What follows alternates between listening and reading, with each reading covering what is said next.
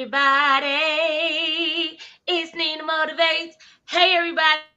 Y'all know I'm excited. If I'm here to tell you to share this out. I'm here to say share it out because sharing is caring. You want to share this out. Why? Because we're about to have an amazing author interview. And I'm so super excited because this particular author, she's absolutely amazing. When I say she's amazing, you'll just be like, wow, okay, like you did that. You went and lived where? Yeah, y'all about to learn all of the tea tonight, all of it. So all of the good stuff, and I want to make sure that we have time to share it out. And so if you are waiting to share this out, I know Facebook won't let me make it public until we're done. So if you are commenting on Facebook, I would definitely try to do my best to pay attention to the live video so that I can see your comments on Facebook. If you are on YouTube, go ahead and comment away, and we will be able to see your comments with no problem from YouTube. And so we are so excited that you all are here with us today. And so let's go ahead. I want to introduce this author because I want to give you time to hear from her because this is a book that you want and need in your library. And when you hear her story and hear the other things, you're going to be like, yeah, I got to get that book. And don't worry, we're going to share with you how you can get it. And I'm going to pull up her flyer as I read her bio. She's amazing. So let me get to it. Jacqueline Jackie Harris is a proud mother, wife, grandmother, and great grandmother whose life journey reflects unwavering faith, resilience, and service. Married to her husband, Delroy, for 37 years. Jackie is the mother of 4 daughters and the joyful matriarch to 7 grandchildren and 3 great grandchildren.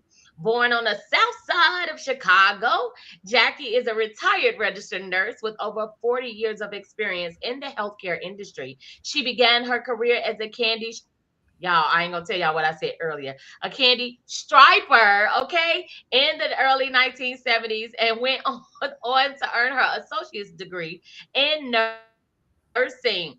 I said the name of this school earlier, but she could tell us later because I don't want to butcher it. Decades later, after raising her daughter, she returned to school at the age of 54. Can you say never too late? And earned her BSN from Maria College, a testament to her dedication and drive. Before retiring, she served as the lead nurse within a nursing continuum. Look at me, butchering words today, y'all. Jackie commitment to service extends beyond the hospital walls. She has been long active in her church community. Okay, y'all hearing this give back spirit, right? Serving in youth groups, choirs, and health ministries.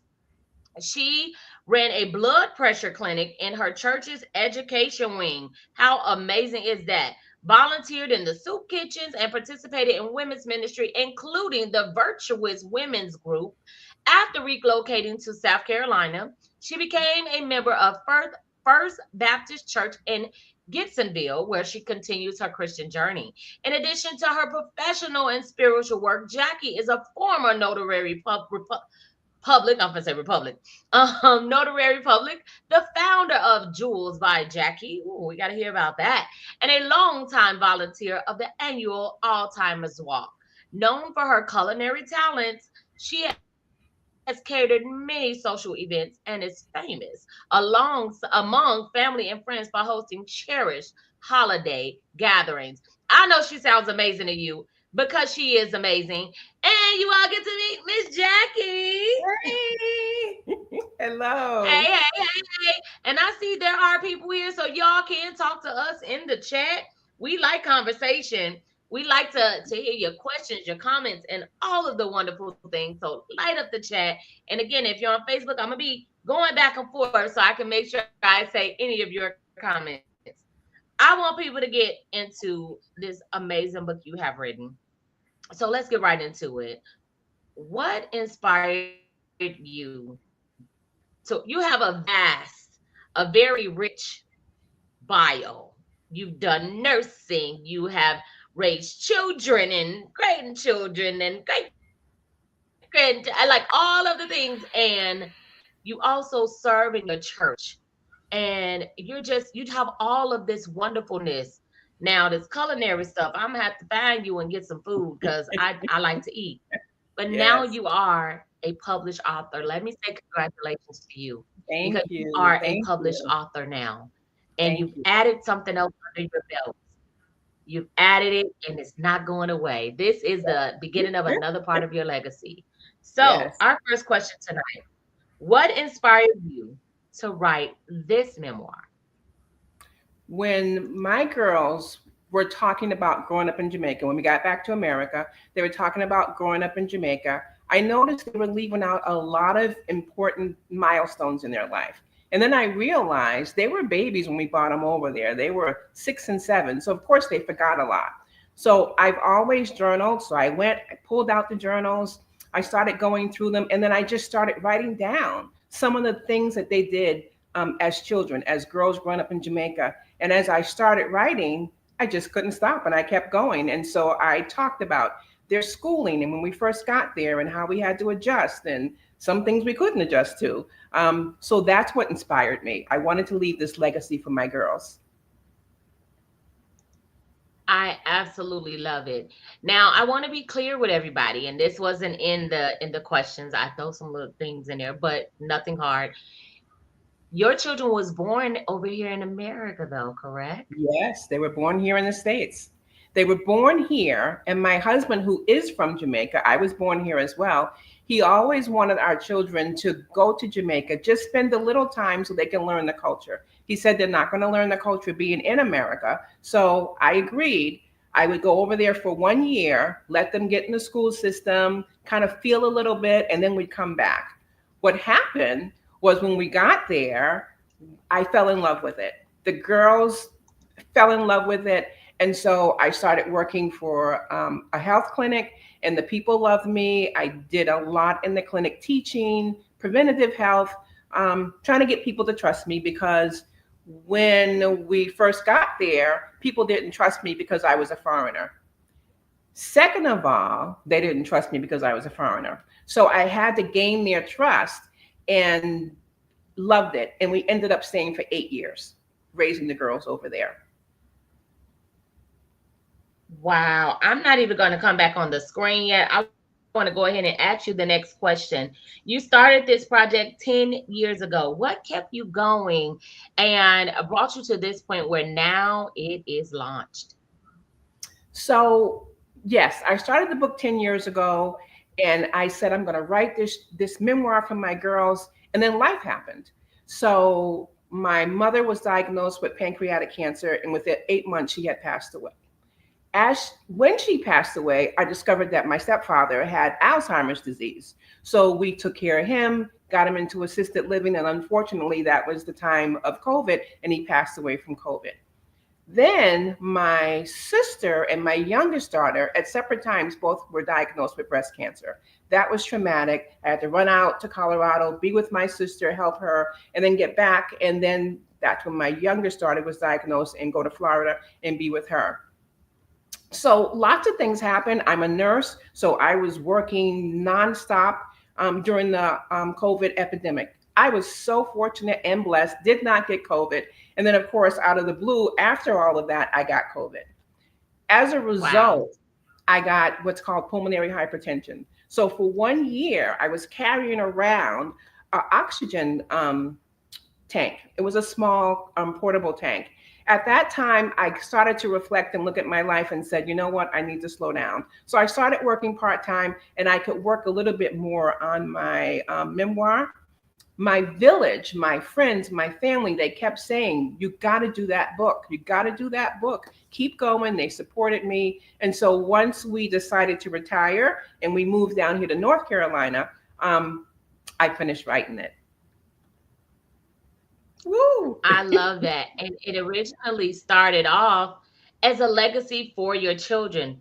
But when Yes. I read it, when others read it, we all feel like it is so much more than just Mm. that. Even your mission behind it. So, how did it grow from just being something you can leave as a legacy for your children to an Mhm. educational piece? to a piece that's helping other people who say, hey, I want to move abroad, or people that say, I wonder what it's like to come from America and live in Jamaica. How did that grow? So it was amazing when we first. So all of us read books and we have these fantasies and this how things are going to work out. It didn't work out that well to begin with because being a visitor to Jamaica, which we visited a lot, was a whole lot different than living in Jamaica, living with the culture and the customs that I had to get used to. So I started to look at how things were different. One of the things, unfortunately, and it's me, I don't know if other people have this, I think they do. We kind of believe that we know everything. So, me going in being a nurse, I thought that all of my skills were much more advanced than theirs. So, I was going to go in there and teach them a whole lot. Wrong. They taught me a lot, and I had to learn to jump in there with the nurses and the doctors there, practice as they did. I learned and they learned because I would teach the residents and the members of the various communities who came to the health clinic I worked at preventative health. Because up where I worked, there wasn't a whole lot of that. There wasn't the education on preventative health. So I started some things in my clinic to do that. The other thing I had to get used to is when you go to a different country, they have different customs. And I realized I wasn't going over to change anybody to live the life that I lived. So I had to adjust to those customs. Some of the things were hard because it's a caste society.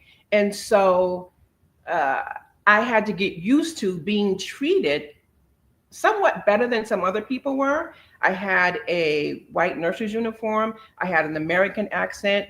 And so they treated me a little bit better than some other people, which I thought was unfair. But once again, you have to adjust to their customs. So I continued to learn.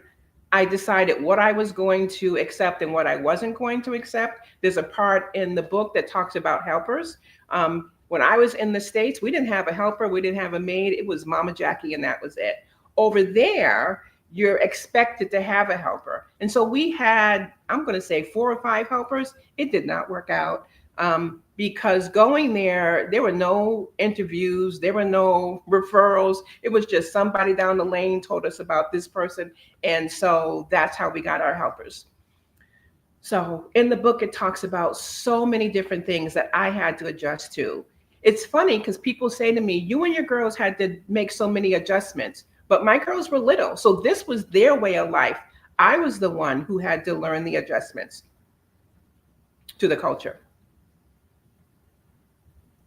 Wow, I can definitely see that. Let's get right into that because I know that's some juicy stuff that people are probably like, yeah, we want to hear more about that. So, one of the questions I want to ask is, were there moments you felt out of place and you kind of almost kind of tipped into that?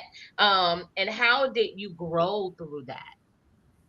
So when I first got there, I didn't speak the derelict. I didn't speak patois. I knew some, but I didn't speak it. And different um, districts, they have a different derelict. So I had to learn that. I felt like when I first got there, people were talking about me because I didn't understand them. I felt like some people might be taking advantage of me because I had to learn the currency, and they were. But I did learn it. It took me some time, and I did learn it. One of the other things was I had to learn how to be more patient because for me, having done so much and having been involved in so many things and having been like a lead nurse, I was always in control. I was making the rules. As my husband told me, you're not making rules here, sweetheart. You have to learn how to do things. There was a situation where, as far as the culture goes, I was going into it's called Linstead Market, and it was raining. My husband wasn't home. I put on my very nice raincoat. I jumped in the taxi.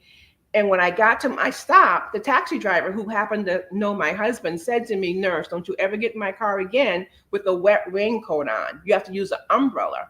Well, it wasn't until I got out of the taxi that I noticed nobody had an umbrella. I mean, no one had a raincoat on. Not one person had a raincoat on. They all had umbrellas. So I had to start to learn those types of things. I had to learn that when I Wow. was going to like a shop, and and there was I don't know if it was a custom, but there was a woman that when I would buy something and I was supposed to get change back, coins, she wouldn't give me my coin. She would give me a sweetie, some candy.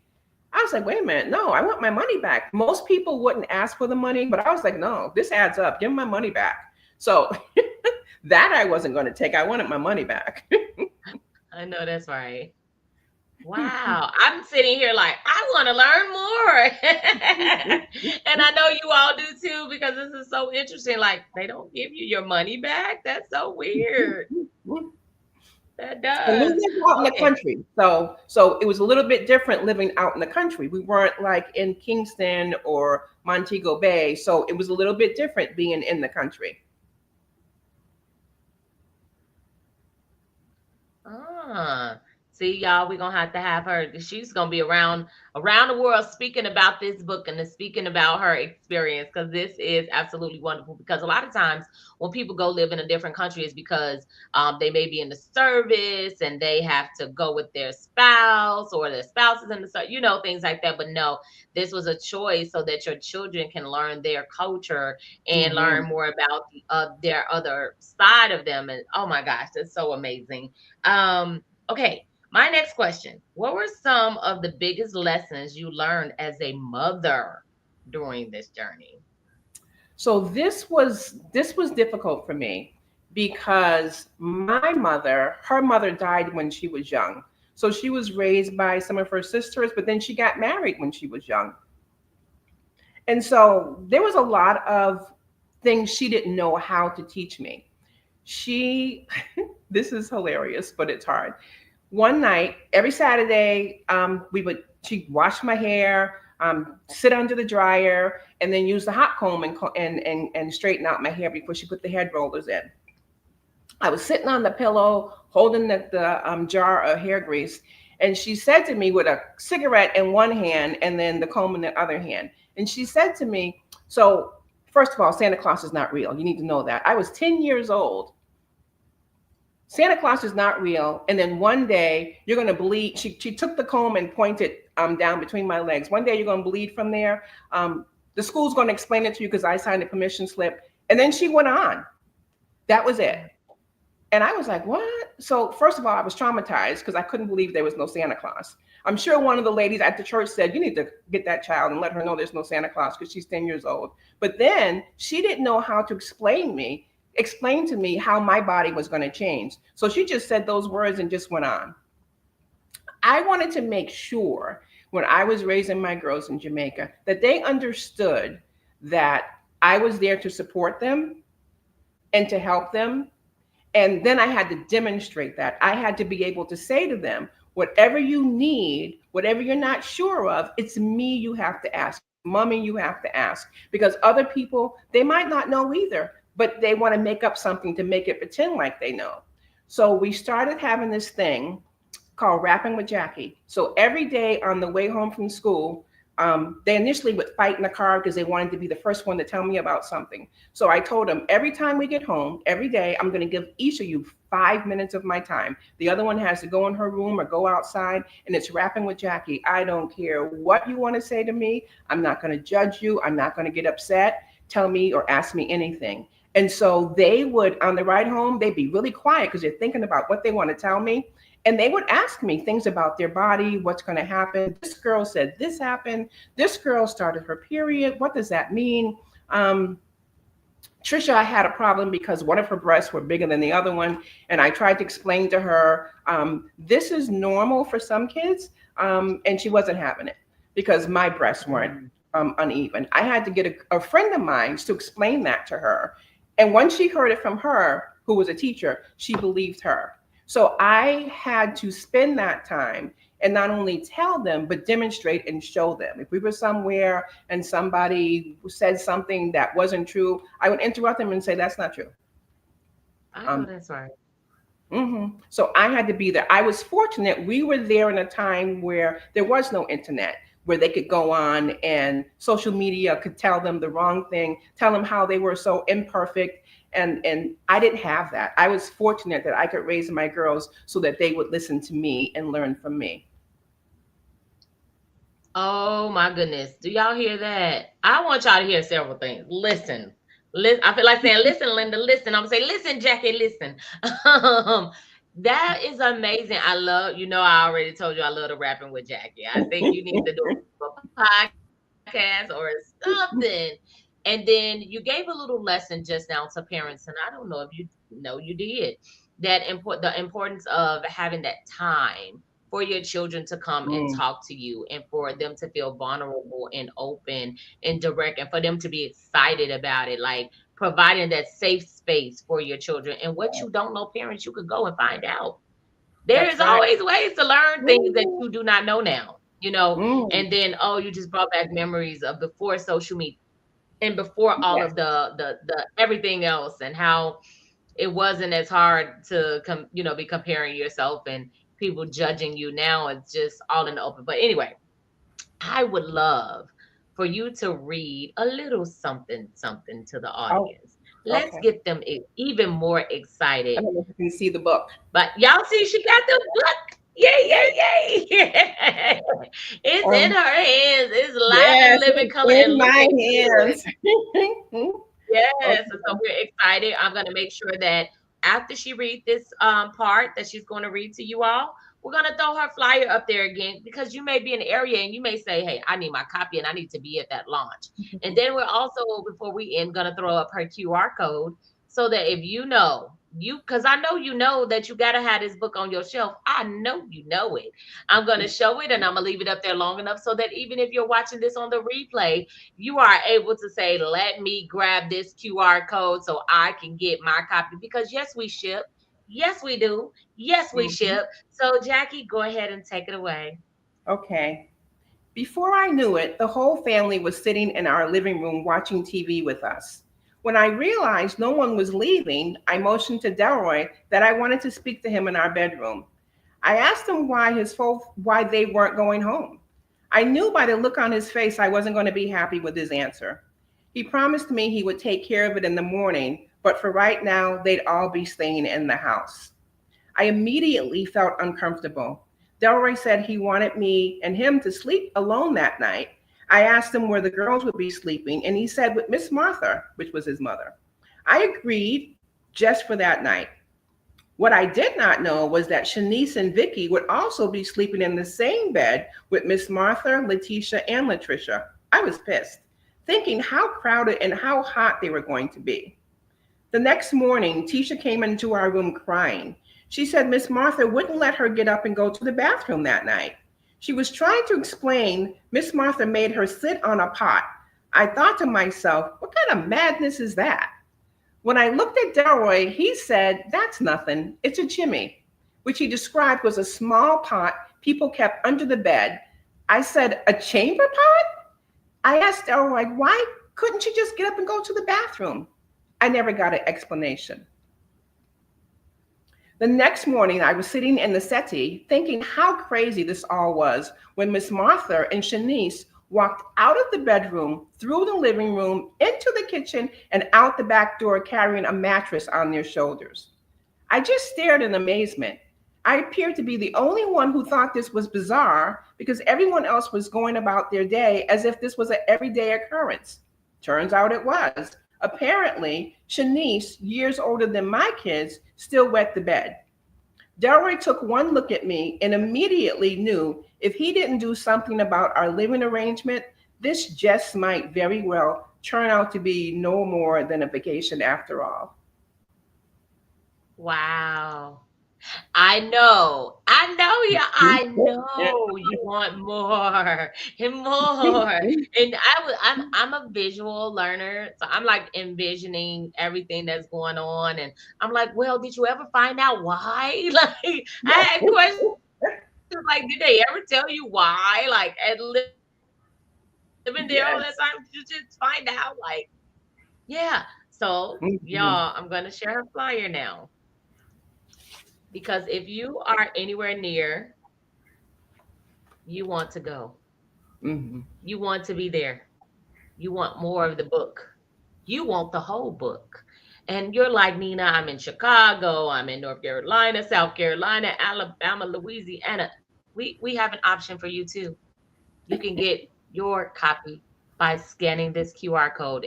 And if you're watching us on your phone, or even if you're not watching it on your phone, look, grab your phone. I'm going to show you what to do. Go to your camera or your QR code, and it comes right up. I just did it. It did it for me. So I know it could do it for you too. And you will see, y'all see the picture of the book. So you'll see the picture of the book. So you can't tell me the QR code did not work because, yeah, y'all know me. If you know Nina, you know Nina. I'm going to remove every excuse from you. So you can't tell me, well, the QR code didn't work. Yes, it did.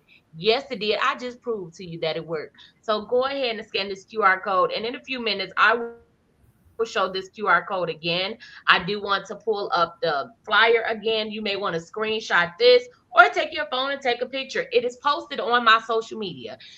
So if you are my fan, friend, or follower, you will continue to see this flyer until September 6th on my page. The QR code is there as well, so that you have no excuse not to go get your copy. Because, honey, this book is good, and it ain't a little bitty 5-page read. It's good. She get all the details, schooling, and all of that stuff. So I encourage you strongly, strongly encourage you to go grab your copy. Not tomorrow, today. Today. Okay, y'all, we're gonna wrap up soon, but we have a few more questions. I gotta ask all the questions because this is just good. First, I will say I was gonna ask you where can people buy the book, but I guess I just did that for you, huh? I was like, where can people buy the book? Oh, Nina, you just shared the flyer and you just shared the QR code. I was just excited, y'all. I was excited because when people read a part of the book, I don't know about y'all, but it just draws me in. And I be sitting here like, where's my popcorn? That sounds like a movie. Speaking of that sounding like a movie, let me go ahead and ask you a fun question. And this is something new I'm adding to my interviews. Your fun question is, if this memoir was turned into a movie, what would the title be and who would play you? That's so funny because my daughter said, "Oh, mommy, if this becomes a movie, we're gonna all be famous." I was like, "This ain't gonna be a movie, but if it does, it would." We talked about it. It would be "Embracing Jamaica." That would be the title, and then the person to play me would be Shana Lathan, powerful, beautiful actress. I love me some Sanaa. So Sanaa, Hmm. because we gonna take what she says, stop tripping, because anything and everything is possible. You know you my girl. Look, I'm talk to her like I know her. She gonna know me one day though, and I'm like, I know somebody who you play a good role for. Well, let's talk about how we can do this. Don't ever say what won't happen. You were here right here with the That's you right. can specialist. Talk about it'll never happen. You don't thank your hand. You don't know what God has in store for you. That's Okay, right. we are That's claiming right. this thing because I'm like, ooh, and this book sounds so it sounds like a movie, y'all. It's Mm. when you read it, you gotta go get your copy. And when you read it, you're gonna be like, whoa, this do sound like a movie. It does. Okay. I always, as a UCAN specialist, I always have my authors, anybody who deal with me. What is some inspiration or motivation that you can leave our audience with? Maybe someone who's scared to tell their story or build from a book, or someone who is moving abroad or thought about moving abroad, or, you know, considering it. Like, what is something that you can leave with them? So it's funny when we were going to be moving to Jamaica. We had a large Jamaican community out in my town in Worcester, Mass. And I had found out that a few people decided to share with my mom that, oh, you know what, Jackie ain't gonna make it, girl. Y'all be calling and check on her because Jamaica's very tough, and Jackie, she's not strong enough for that. But check on her. So when we got over there, I didn't let fear step in the way. It was scary, it was different, but fear is a four-letter word you cannot let control you. I got over there. I knew I had to make adjustments. I had to learn. So I used to go and seek out. I used to ask people different things. How am I supposed to do this? When I go to the store, what should I be asking? I made a mistake once because I didn't know. I went to the store to buy some pancake syrup for my daughters. But what I did was I said, can I have syrup?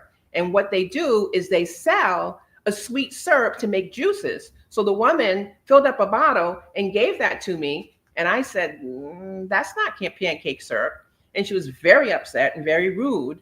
But once again, it's one of those things that you have to learn. So I learned when you go to the shop, don't ask for syrup, ask for pancake syrup. You can do it. People are surprised, as I was, that when you're writing your story down, you are such an inspiration to other people because a lot of other people might have the same kind of concerns, the same kind of problems that you're talking about. And it's going to make them feel like, oh, I'm not the only one. So if you're thinking about writing the book, sit down and write that book. And it might not be done all at one time. Like I said, it took me 10 years because life got in the way, but you can do it. If I can do it, you can do it.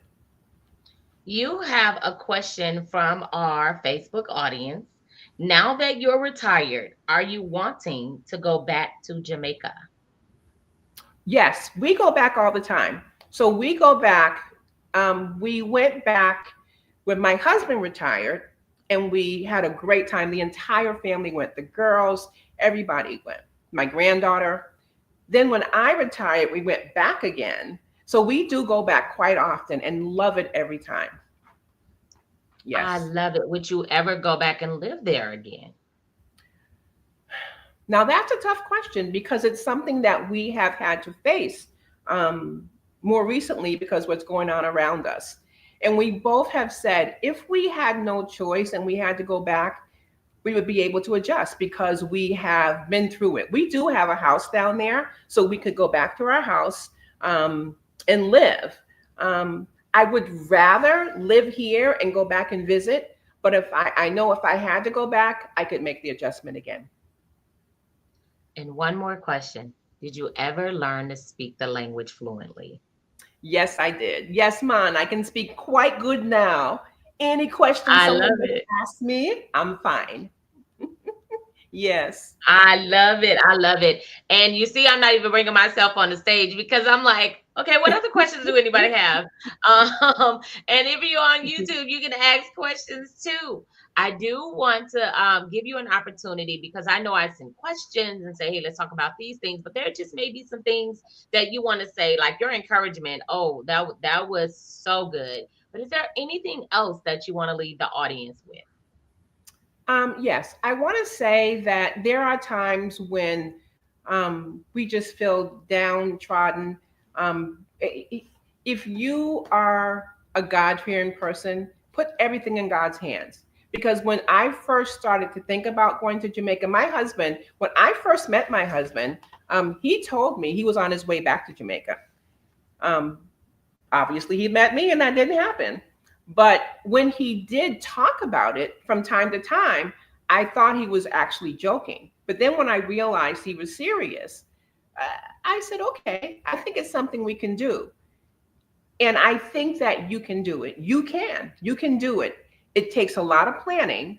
I had to send all kinds of transcripts for the girls' school. I had to send my nursing transcripts. Everything came with a fee. I paid a fee for everything, but it was well worth it.